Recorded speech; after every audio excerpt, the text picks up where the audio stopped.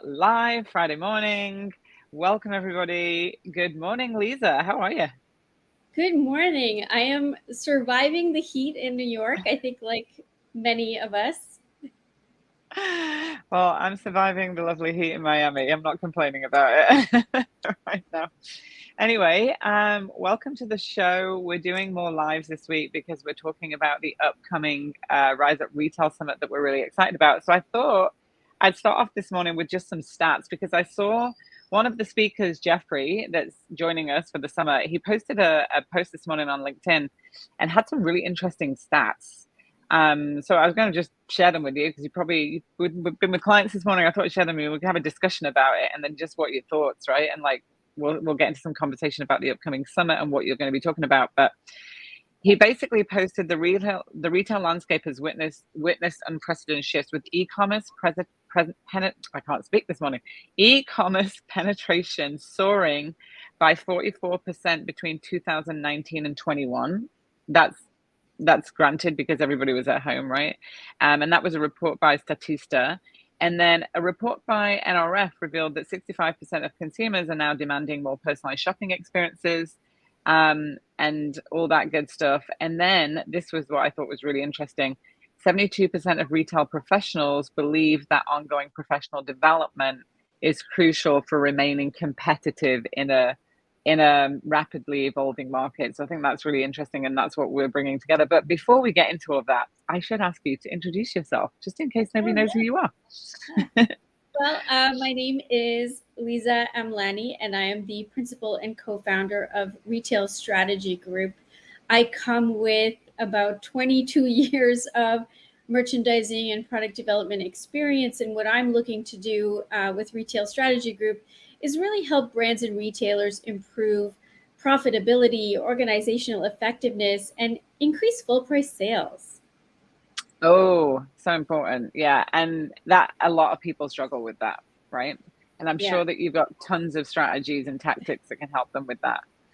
Oh, and I like do. where did you learn all of this? Like what was your retail background? Because you said you had 25 years of experience, but just so if anybody, I mean, a lot of people do know who you are, but if there's anybody finding this now that don't know who you are, what's your experience? What's your background? Yeah, I mean, I started on the shop floor, probably illegally when I was 13, and I loved retail. I loved being around product and helping customers solve their clothing problems and challenges that they had every day. That really led me to study fashion marketing, and buying. And I started off as a designer first. So I really understand product development and what goes into making product, but also shifting into buying, merchandising, and planning. My experience really comes from Ralph Lauren, Club Monaco, working with multi-brand retailers, so understanding what multiple brands mean to your assortment plan.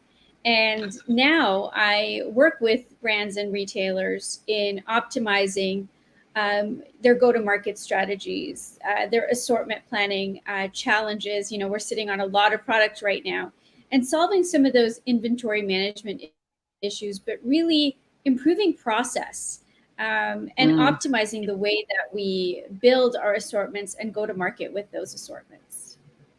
So what's like one of the things that you see most common then, like with your clients? Like I mean, there's probably a lot of issues, but I mean, being on the store side, I was always the one that was having to sell all of the product and all the backlog of product. And I worked with a few Yeah. retailers where I had to turn it's heartbreaking for a buyer because I had to turn full price stores into outlets many Mm, times just to clear product. And I always used to think, there's got to be a better way, right? Like than just buying all this product and then seeing it just go down. And a lot of it just not being on the shop floor because of turn, whatever that is. But it's heartbreaking, right? As a buyer, you don't want to see your product going yes, down at a discount rate. So, it what are you is. seeing? What's the most common things? Um, I'd say the most common challenges that retailers and brands are having today, including many of the market leaders that I talk to every single day, is not only managing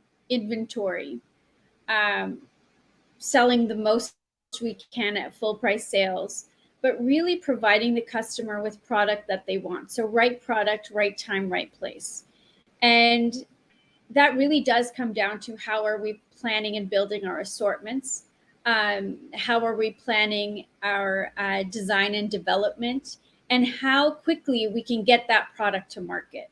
One of the biggest challenges that retailers and brands face today is how to accelerate their product to market, so their concept to market. And in many cases, it takes over a year, which tells us that we're so far removed from the customer and at the time that they're shopping for that product. COVID, of course, was a great example of Yeah. uh, product that was canceled because we were too far away from market. So some of the outcomes that I look for with my clients and when I speak at conferences and working with market leaders is how can we leverage things like technology? How can we improve our process so that it's not so bloated, so that we can get to market faster? What we see in the product creation or go to market calendar today is that all products are created in the same way. We call that AI. We think it's important to have acceptable inequality across your product development process, where the more complex the product, the more time it should take. The more simple the project or product, or let's say it's a refresh or something that you've already had in the line, so seasonless or core, we don't need to spend that much time on that product. So Okay. really, it's about efficiency, right? Mm-hmm. Yeah. And like, why haven't people figured this out? Like, why haven't we adopted this? Like, because it sounds like a no-brainer to me, but it's kind of like in operations when I go into stores and I see things, I'm like, we have all of these years of experience, right? Which have led us to like make mistakes, learn, go in, solve problems faster with people. But like, why haven't people figured it out?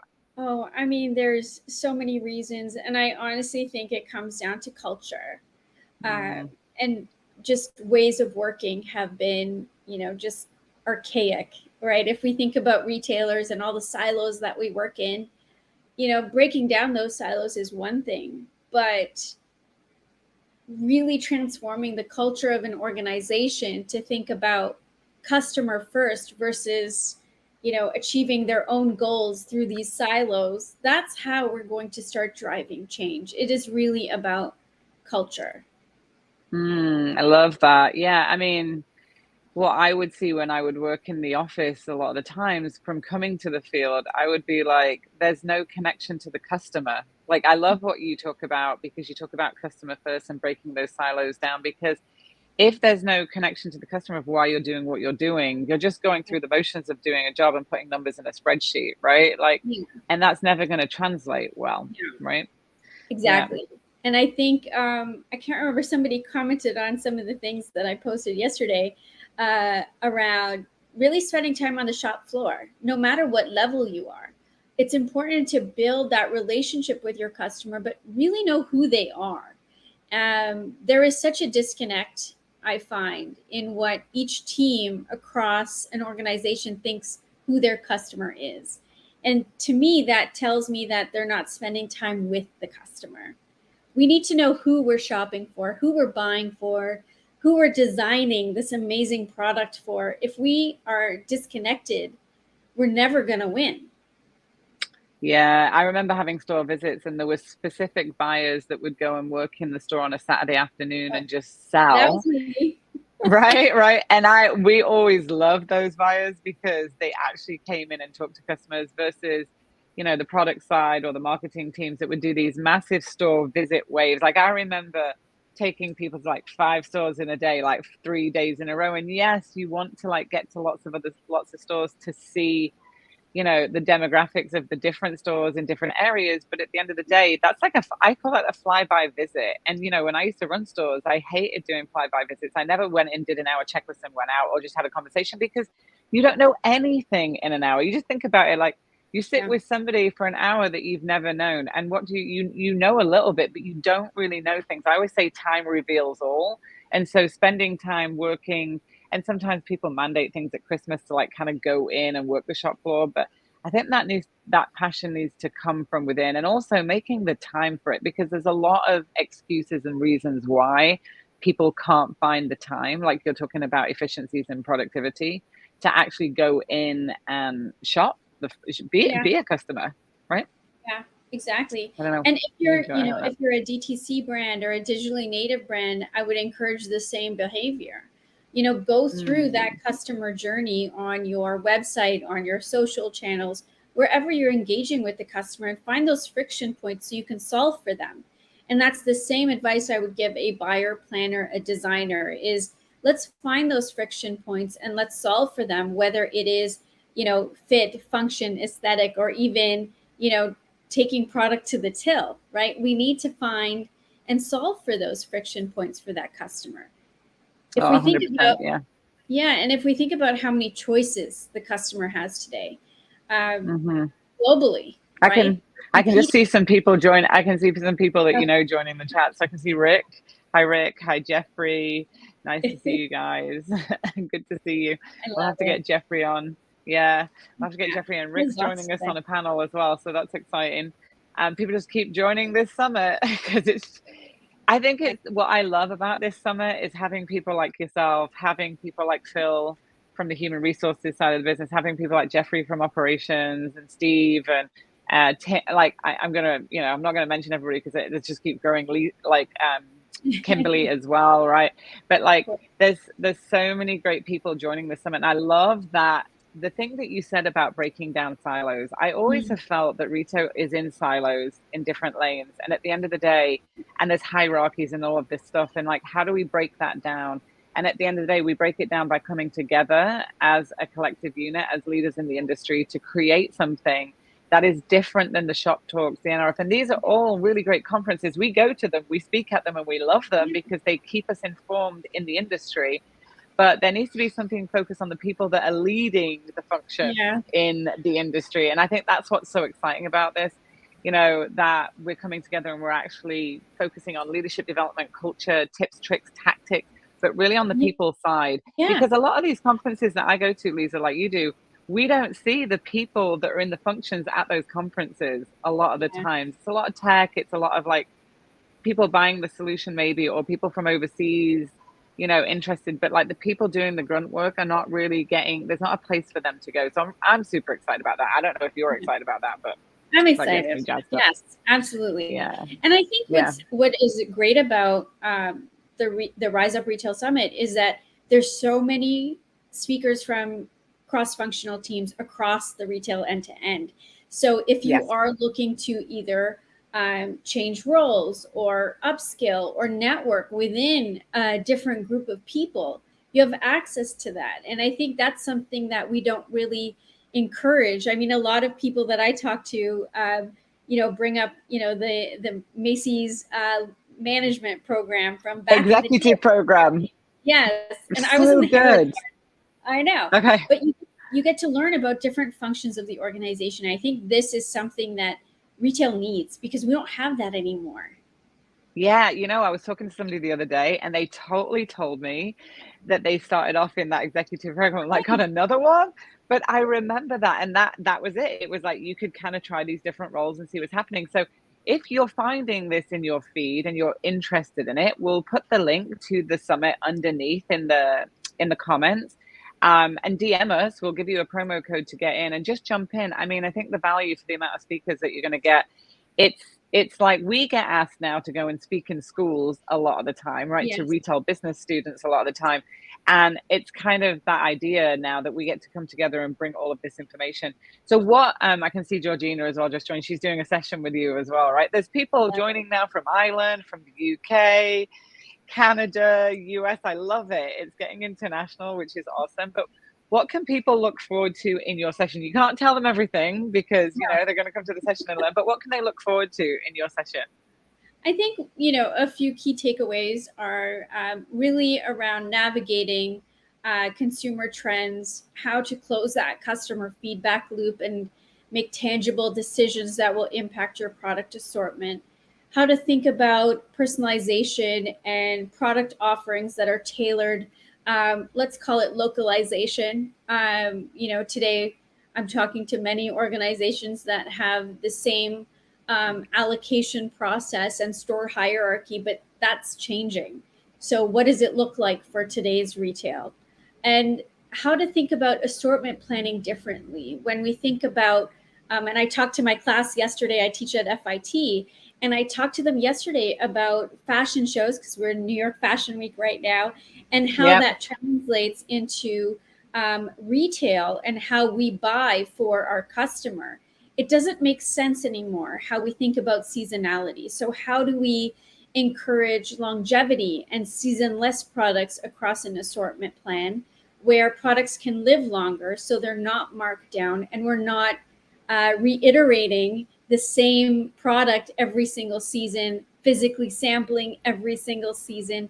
So, really looking at some of the outcomes like inventory planning, management, reducing markdowns, increasing longevity of product, and getting faster to market, but in a smart way. So, not only speed to market, but an acceleration to market, getting closer to the customer. I could go I on, love but I it. know you're going to stop me. I can't do everything away.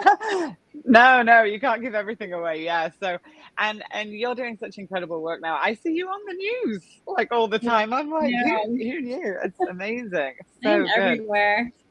Yeah, you are, but it's great. I mean, we work in an industry that is changing, ever evolving, and now there's a group of us that have come through the ranks that have done the role that are now wanting to support, wanting to help. And I think it's about, if you're trying to make a decision about where you spend your money, this would be a really wise decision about where you invest $200 to get to listen to 12 to 20 speakers share like all of these insights and all of this knowledge. I mean, going to NRF and all of these big conferences are great, but they're thousands of dollars. Yeah, Like as an independent person, even me now, I look at it, I go, God, how am I going to buy a ticket for $2,500?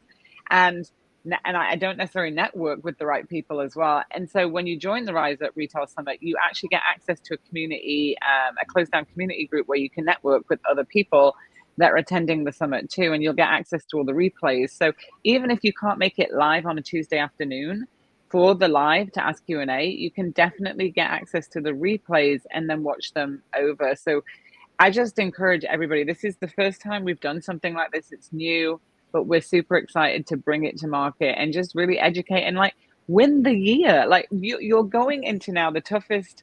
I mean, I've been speaking to people this week and they're like, oh, back to school wasn't how we thought we wanted it to be. yeah, It's been a bit, rough. And like the leaders of the functions, the middle to upper management, this is who this is aimed at. If you're a store manager, good for you. When I was a store manager, I attended everything. I was like, sign me up, I'll take on everything. And that's why I became a vice president, because I was just the person that wanted to learn and grow.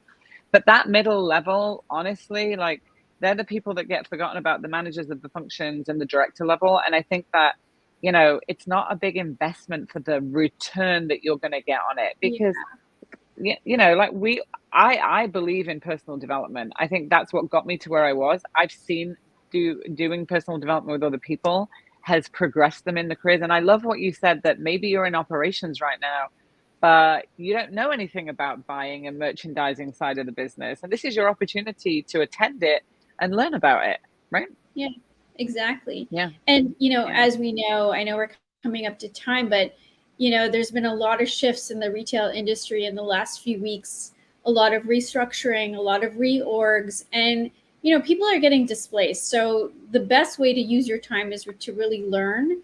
And the value of what you're getting from the speakers here is honestly, it's like taking a course at a school Yeah. with 1 hour. I just think of the return on investment and the value, and that's what excites me. Yeah. Brilliant. So, what are you looking forward to this weekend? Anything fun happening in New York? Are you going to Fashion Week? Are you attending anything? Maybe I'm going to try and get to the US Open, honestly. Like that has been Oh, on my mind. When I was working with Ralph Lauren in the UK, we used to go to Wimbledon. So I'm going to, maybe that's going to be what I'm going to do.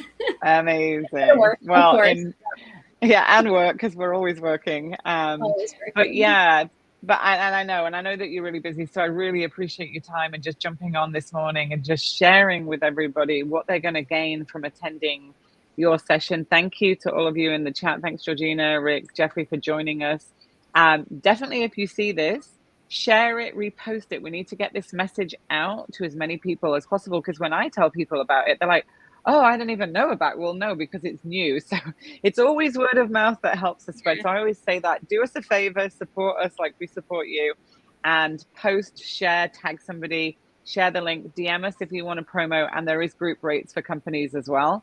And so I know I was talking to Dean the other day, who's one of the speakers too, and he's like, why get your people together for a meeting and spend all that money? Why don't you just send them to the Rise Up Retail Summit?